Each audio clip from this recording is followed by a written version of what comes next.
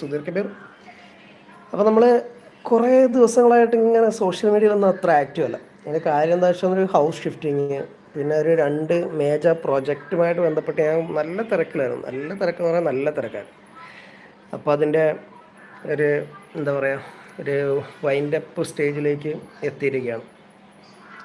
Social മീഡിയയിൽ കൂടെ പോസ്റ്റുകൾ ഷെയർ ചെയ്യുന്ന ഒരു വലിയൊരു പ്ലാറ്റ്ഫോമിൻ്റെ ഡെവലപ്മെൻറ്റിലായിരുന്നു ഞാൻ.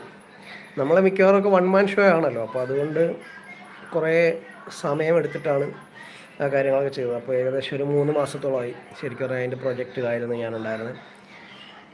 മുടിയൊക്കെ പോയി ഗൈസ്. അപ്പോൾ അങ്ങനെ ആ ഒരു സംഭവമായിട്ട് ബന്ധപ്പെട്ട് നല്ല ബിസി ആയിരുന്നു.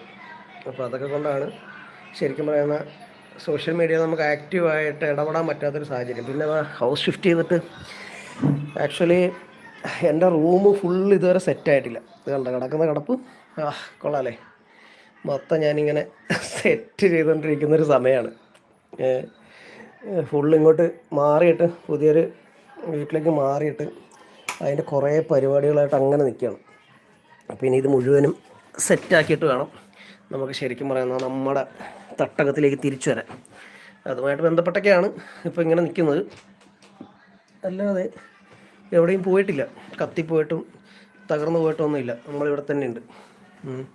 ഇപ്പോൾ ചില ആളുകളൊക്കെ ഇപ്പോൾ ആഘോഷിക്കുകയാണ്. ഇനിയിപ്പം പല ആളുകളും തട്ടിപ്പുകാരൊക്കെ പല ആളുകളും രാത്രിയിൽ വീണ്ടും അവരുടെ പരിപാടികൾ തുടങ്ങുന്നു. പാവം ജനങ്ങളെ പറ്റിക്കാനുള്ള പരിപാടികൾ. പൈസ ഉണ്ടാക്കണമല്ലോ, ജീവിക്കണമെങ്കിൽ പൈസ വേണം.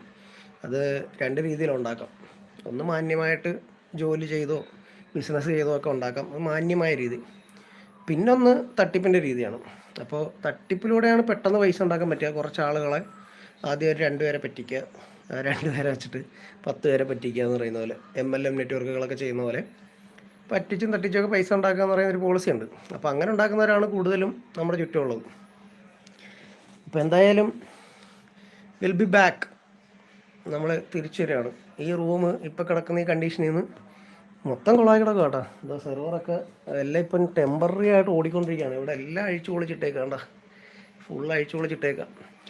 അപ്പോൾ സെർവറൊക്കെ ലാപ്പിൻ്റെ അകത്ത് സെർവർ ടെമ്പററി സെറ്റ് ചെയ്ത് വെച്ചേക്കാം. സെർവറെല്ലാം ഇവിടെ അഴിച്ചു വെച്ചിരിക്കുകയാണ്. അവിടെ ഇരിക്കുന്നത് അത് സെർവറാണ്. അപ്പോൾ എല്ലാം ഇങ്ങനെ അഴിച്ചു വെച്ചേക്കാണ്. ഇവിടെ കണക്ട് ചെയ്തിട്ടില്ല. അപ്പോൾ അങ്ങനെ സെർവറുകളെല്ലാം അവിടെ ഇവിടെയൊക്കെ ഇരിക്കുകയാണ്. പിന്നെ ഇപ്പോൾ ഒരു തൽക്കാലം ഈ 2 മാസത്തേക്ക് ഒരു VPS എടുത്തിട്ടുണ്ടായിരുന്നു.